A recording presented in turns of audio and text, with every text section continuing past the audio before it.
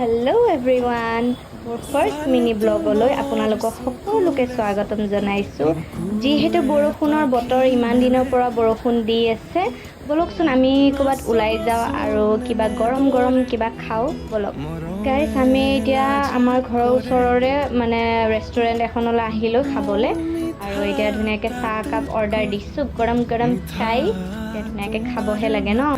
এয়া গাইজ, আমাৰ গৰম গৰম চাহ আহি গ'ল, আৰু বৰষুণৰ বতৰত গৰম গৰম চাহ খোৱাটো মজাই বেলেগ, নহয়নে?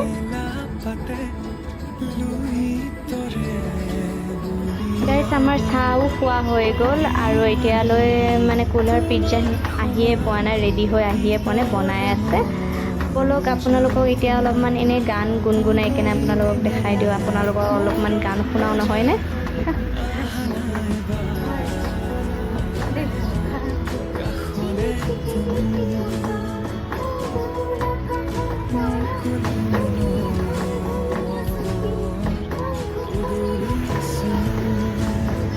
এতিয়া আমাৰ কুলাৰ পিজ্জা আহি গ'ল গাইজ। এতিয়া গৰম গৰম খোৱাহে কথা। কুলাৰ পিজ্জা টেষ্টি টেষ্টি দেখা পাই একেবাৰে লোভৰ পানী ওলাই গৈছে গাইজ।